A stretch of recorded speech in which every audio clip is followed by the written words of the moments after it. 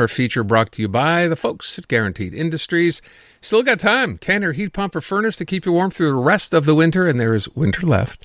Give them a call, 514-342-3400, or go online, guaranteedindustries.com, serving Montrealers since 1957. So, David, a couple of stories to start with today. Might as well get the Gallant Commission story out of there at the beginning, because I know Francois Legault's already addressed this. My question earlier on was, look, as damning a report as this is, do any heads roll here? Well, I got to say, Aaron, I read this morning and this afternoon the 551-page report. I was a cabinet minister, and during that time, I was responsible for 2 state corporations. I was the CEO of one state corporation. This was the most depressing piece of literature I've ever read. I cannot believe the extent of which the failures of the SAAQ were during this last 10 years. The negligence, the incompetence, the willful ignorance that is described there. We heard. I mean, for a judge to write clearly, in big, bold letters in a report, these people lied to us. That doesn't happen very often, to be so clear-cut like that. And all the most basic rules of good governance, of independent verification, audit, management, the fact that, you're talking about heads rolling. The fact is that, okay, you have 2 cabinet ministers that have been already excluded on account of this, François Bonnardel and Éric Kerr. I don't know how Genevieve Guilbault can continue being a cabinet minister.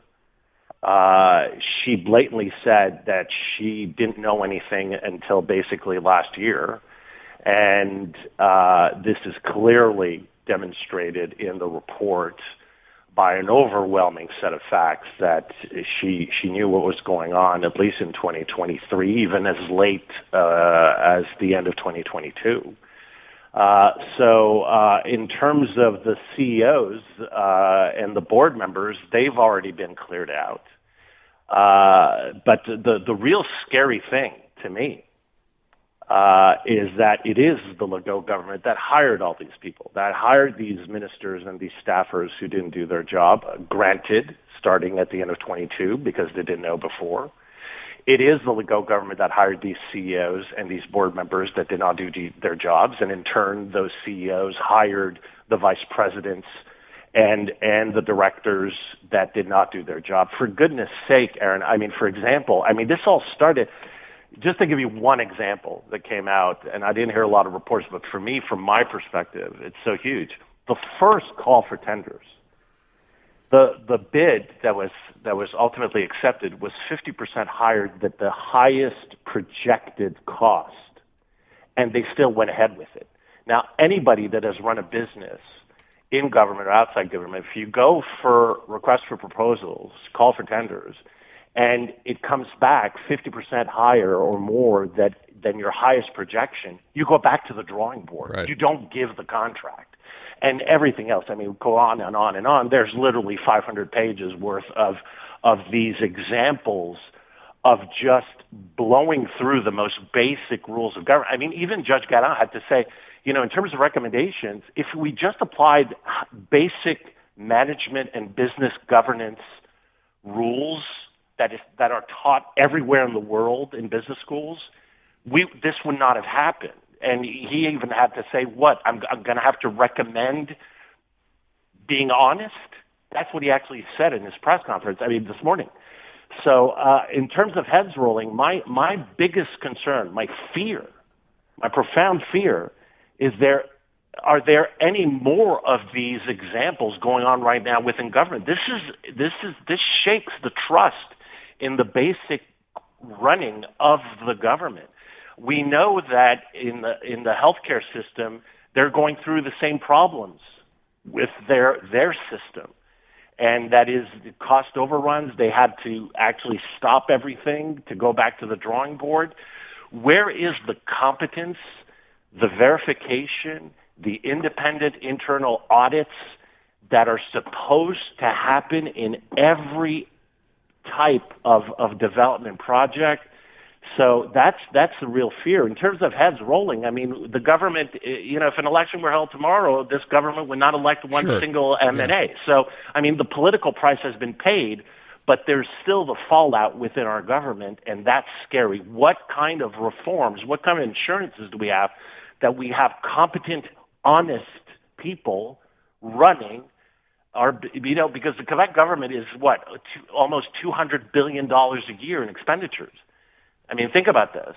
And so if this is tolerated for 10 years for a bill, for what was supposed to be a $400 or $500 million project that turned into $1.1 billion, and who knows the ultimate bill, is it replicated? Is this way of managing government replicated anywhere else? That's the scary question we don't have an answer to right now. How do you stand up, and I know the Premier had to do this today, you have no other choice to kind of address this and say, obviously he's taking it seriously, yada, yada, yada, but, at the end of the day, would he maybe prefer, David, that whatever ministry, you mentioned Genevieve Guilbault specifically here, before you're waiting for someone to kick you out, you just say, you know what, I read the report, I know I'm in it, and I've decided to walk away. Do you see that happening?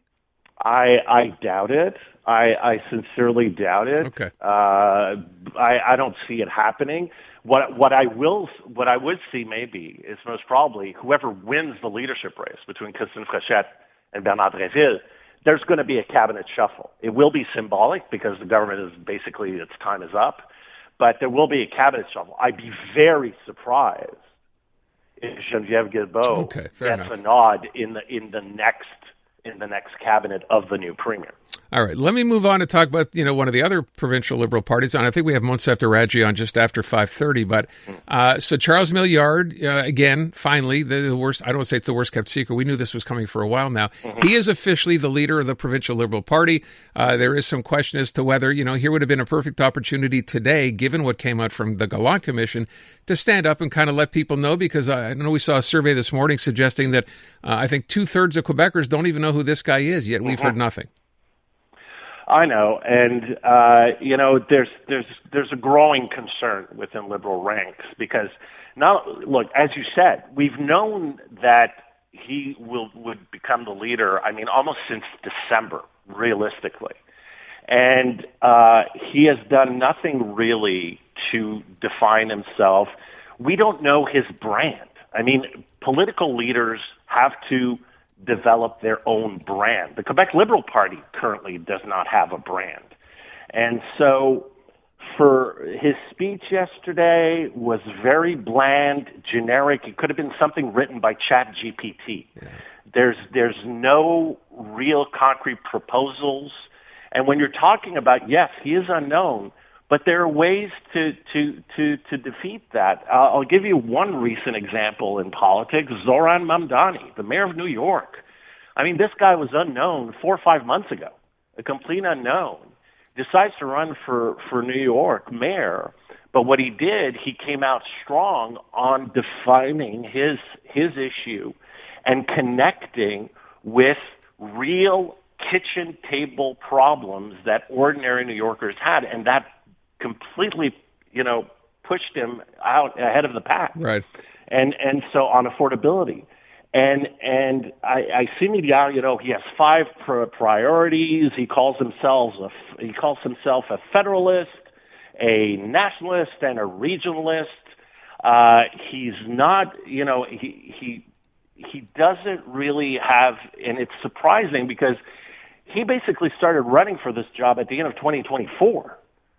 And so you would think he would be much more evolved and much more out there in terms of defining himself. Same thing with the whole Mauro Risky in and out of the caucus. What is he waiting for? Every single day he's been asked, every scrum, every journalist asked, okay, what are you going to do with Mauro Risky? He still hasn't made a decision. Are you kidding me? You haven't made your mind up yet?